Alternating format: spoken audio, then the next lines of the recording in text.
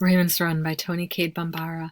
I don't have much work to do around the house like some girls. My mother does that, and I don't have to earn my pocket money by hustling. George runs errands for the big boys and sells Christmas cards. Anything else that's got to get done, my father does. All I have to do in life is mind my brother Raymond, which is enough. Sometimes I slip and say my little brother Raymond, but as any fool can see, he's much bigger and he's older too. But a couple of people call him my little brother because he needs looking after because he's not quite right. And a lot of smart mouths got lots to say about that too, especially when George was minding him. But now, if anybody has anything to say to Raymond, anything to say about his big head, they have to come by me. And I don't play the dozens or believe in standing around with somebody in my face doing a lot of talking. I'd much rather knock you down and take my chances. Even I am a little girl with squeaky arms and skinny arms and a squeaky voice, which is how I got the name Squeaky. And if things get too rough, I run, and as anybody can tell you, I'm the fastest thing on 2 feet. There's no track meet that I don't win first place medal. I used to win the 20-yard dash when I was a little kid in kindergarten. Nowadays, it's the 50-yard dash. Tomorrow, I'm subject to run the quarter-meter relay all by myself and come in first, second, and third. Big kids call me Mercury because I'm the swiftest thing in the neighborhood. Everybody knows that except two people who know better, my father and me. He can beat me to Amsterdam Avenue with me having a 2-fire hydrant head start, him running with his hands in his pockets and whistling. That's private information. Because can you imagine some 25-year-old man, 35-year-old man stuffing himself in a pal shorts for his little kids? So as far as everybody's concerned, I'm the fastest, and that goes for Gretchen too, who's put out the tale that she's going to win the first place medal this year. Ridiculous. In the second place, she's got short legs. In third place, she's got freckles. In the first place, no one can beat me, and that's all there is to it. I'm standing on the corner, admiring the weather, and about to take a stroll down Broadway so I can practice my breathing exercises. And I've got Raymond walking on the inside close to the buildings because he's subject to fits of fantasy and starts thinking he's a circus performer and that the curb is a tightrope strung high in the air, and sometimes after a rain he likes to step down off his tightrope right into the gutter and slash around getting his shoes and cuffs wet. And then I get hit when I get home. Or sometimes if I don't watch him, he'll dash across traffic to the island in the middle of Broadway and give the pigeons a fit. Then I have to go behind him, apologizing to all the old people sitting around trying to get some sun, getting all upset with the pigeons fluttering around them, scattering the newspapers and upsetting the wax paper lunches in their laps.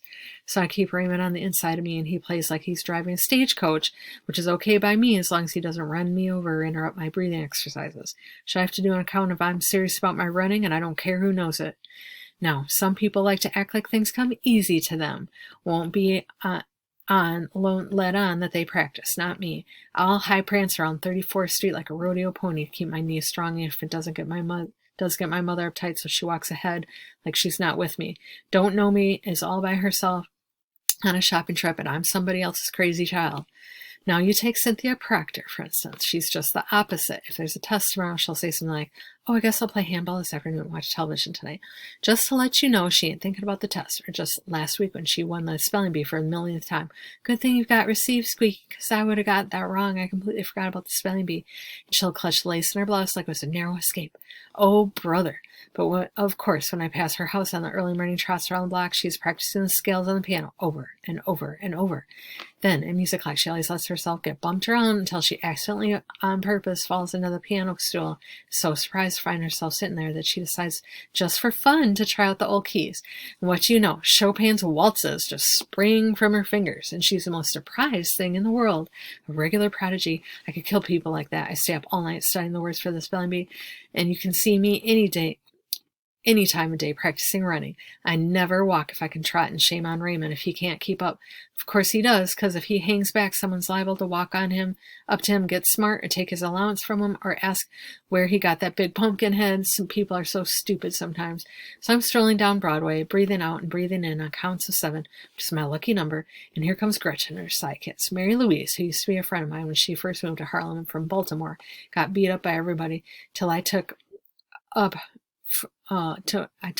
for her on account of her mother and my mother used to sing in the same church choir when they were young girls, but people ain't grateful. So now she hangs out with the new girl Gretchen and talks about me like a dog. And Rosie, who's as fast as I'm skinny and has a big mouth where Raymond is concerned, is too stupid to know that she's not a big difference between herself and Raymond, and that she can't afford to throw stones. So they are steady coming up Broadway, and I see right away that I'm going to be one of those Dodge City scenes, because the street ain't that big, and they're close to the buildings just as we are. First, I think I'll step into the candy store and look over the new comics and let them pass. But that's chicken. I got a reputation to consider. So then I just I think I'll just walk straight on through them, or even over them if necessary. But as they get to me, they slow down. I'm ready to fight. Because, like I said, I don't feature a whole lot of chit-chat. I much prefer to just knock you down right from the jump and save everybody a lot of precious time. You signing up for the May Day races? Smiles Mary Louise. Only it's not a smile at all. A dumb question like that doesn't deserve an answer. Besides, there's just me and Gretchen standing there, really. So no use wasting my breath talking shadows. I don't think you're going to win this time, says Rosie, trying to signify with her hands on her hips, all salty, completely forgetting that I have whooped her behind many times for less salt than that. I always win because I'm the best, I say straight at Gretchen, who is, as far as I'm concerned, the only one talking in this ventriloquist dummy routine. Gretchen smiles, but it's not a smile, and I'm thinking that girls never really smile at each other because they don't know how and don't want to know how, and there's probably no one to teach us how, because grown-up girls don't know how either. Then they all look at Raymond, who has just brought his mule team to a standstill. Whoa. And they're about to see what trouble they can get into through him. What grade you in now, Raymond? You got anything to say to my brother, you say it to me, Mary Louise Williams of Raggedy Town, Baltimore. What are you, his mother? Sasses Rosie. That's right, fatso, and the next word out of anybody, I'll be their mother, too. So they just stand there, and Gretchen shifts from one leg to the other, and so do they. Then Gretchen puts her hands on her hips and is about to say something to her freckle-faced self, but doesn't. Then she walks around me, looking up and down, but keeps walking up Broadway. Her sidekicks follow her, so me and Raymond smile at each other, and he says, "Giddy up," to his team, and I continue with my breathing exercises, strolling down Broadway toward the Iceman on the 145th. Not a care in the world, because I am Miss Quicksilver herself. I take my time getting up to the park on May Day because the track meet is the last day on the program. The biggest day on the program is the Maypole dancing, which I can do without, thank you. Even if my mother thinks it's a shame I don't take part and act like a girl for a change. You'd think my mother'd be grateful not to have to make me a white organdy dress with a big satin sash and buy me new white baby doll shoes that can't be taken out of the box until the big day.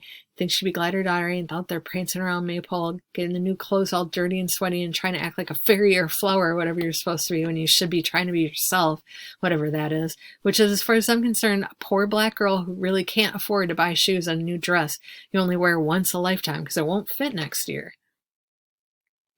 I was once a strawberry in a Hansel and Gretel pageant when I was in nursery school, and I didn't have no better sense than to dance on tiptoe with my arms in a circle over my head doing umbrella steps, being a perfect fool, just so my mother and father could come dressed up and clap. You'd think they'd know better than to encourage that kind of nonsense. I'm not a strawberry. I do not dance on my toes. I run. That is what I am all about.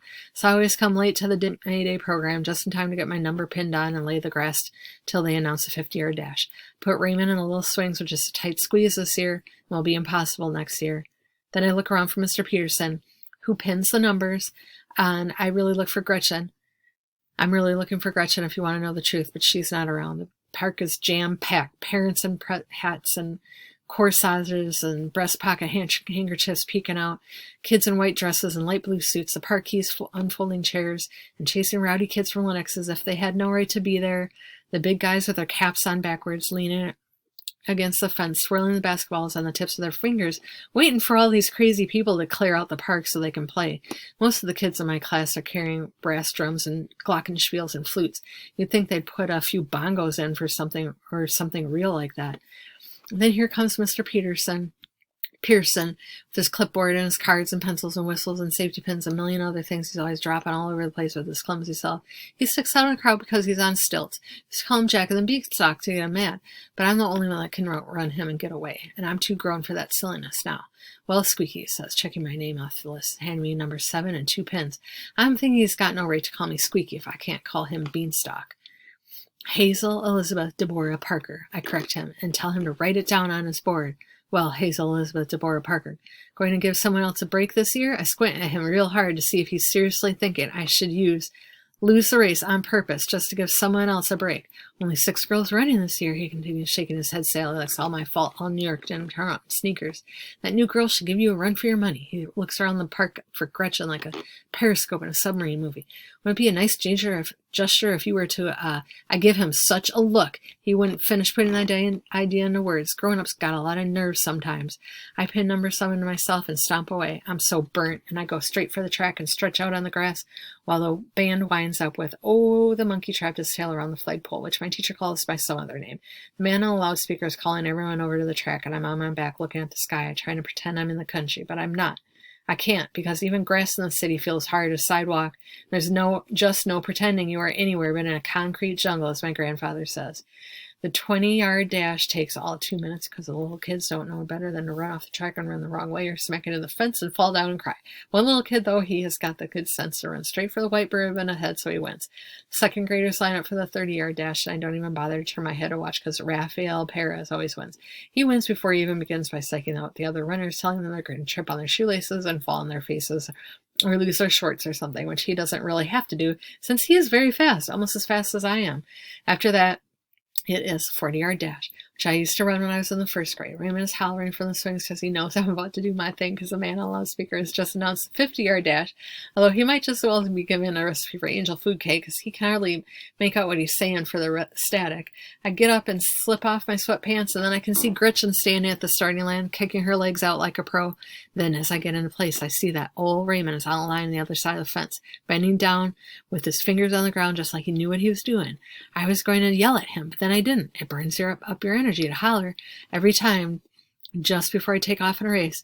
I always feel like I'm in a dream, the kind of dream you have when you're sick with fever and feel all hot and weightless. Dream I'm flying over a sandy beach in the early morning sun, kissing the leaves of the trees as I fly by, and there's always the smell of apples, just like in the country when I was little and used to think I was a choo-choo train running through the fields of corn, chugging up to the hill to the orchard. And all the time I'm dreaming this, I get lighter and lighter until I'm flying on the beach again, getting blown through the sky like a feather that weighs nothing at all. But once I spread my fingers in the dirt and crouch over the get on the mark, the dream goes and I'm solid again. I'm telling myself, Squeaky, you must win. You must win. You're the fastest thing in the world, and you can even beat your father up Amsterdam if you really try. And then I feel my weight coming back behind my knees, then down to my feet, and then to the earthing on the pistol shot explodes in my blood, and I'm off and weightless again, flying past the other runners, my arms pumping up and down. Whole world is quiet except for the crunches. I zoom over the gravel of the track, glance to my left, and there's no one. To the right, a blurred Gretchen. She's got her chin jutted out as if it would win the race all by itself. And on the other side of the fence is Raymond, with his arms down to his side, palms tucked up behind him, running in his very own style. And it's the first time I ever saw that. I almost stopped to watch my brother Raymond on his first run. The white ribbon is bouncing toward me, and I tear past it, racing into the distance until my feet with a mind of their own start digging up footfalls of dirt and break me short. Then all the kids standing on the side pile on me, banging me in the back and slapping my head with their Mayday programs for I've won again. Everybody on the 105th Street can walk tall for another year. Readers, we are coming to the end of the story. What do you think will happen next? I'll give you some think time. In the first place, man on the loudspeaker is clear as a bell now, but then he pauses and the loudspeaker starts to whine, then static, and I lean down to catch my breath, and here comes Gretchen walking back.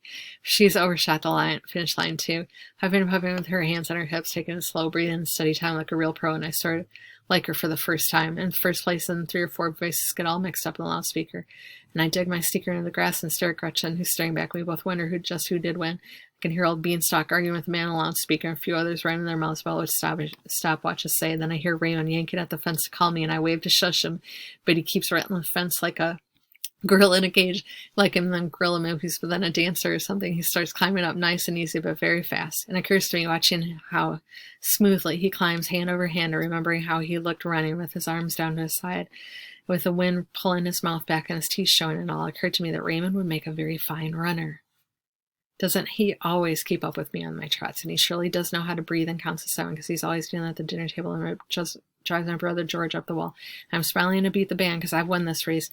Or if me and Gretchen tied, or even if I've won, I can always retire as a runner and begin a whole new career as a coach with Raymond as my champion. After all, with a little more study, I can beat Cynthia and her phony self at the spelling bee. If I bug my mother, I could get piano lessons and become a star. And I have a big rep as the baddest thing around, and if I've got a room full of ribbons and medals and awards, well, what has Raymond got to call his own? So I stand there with my new plans, laughing out loud by this time as Raymond jumps down from the fence and runs over with his teeth showing and his arms down to his side, which no one before him has quite mastered his running style. And by the time he comes over, I'm jumping up and down, so glad to see him. My brother Raymond, a great runner in the family tradition. But of course, everyone thinks I'm jumping up and down because the men on the loudspeaker have finally gotten themselves together and compared notes and are announcing in first place Miss Hazel Elizabeth Deborah Parker. Dig that. In second place, Miss Gretchen P. Lewis. And I look over at Gretchen, wondering what the P stands for, and I smile because she's good, no doubt about it. Maybe she'd like to help me coach Raymond. She's obviously serious about running, as any fool can see, and she nods to congratulate me, and then she smiles, and I smile. We stand there with this big smile of respect between us. It's about as real a smile as girls can do for each other, considering we don't practice real smiling every day, because maybe we too busy being flowers or fairies or strawberries instead of being honest and worthy of respect, like being people. The end.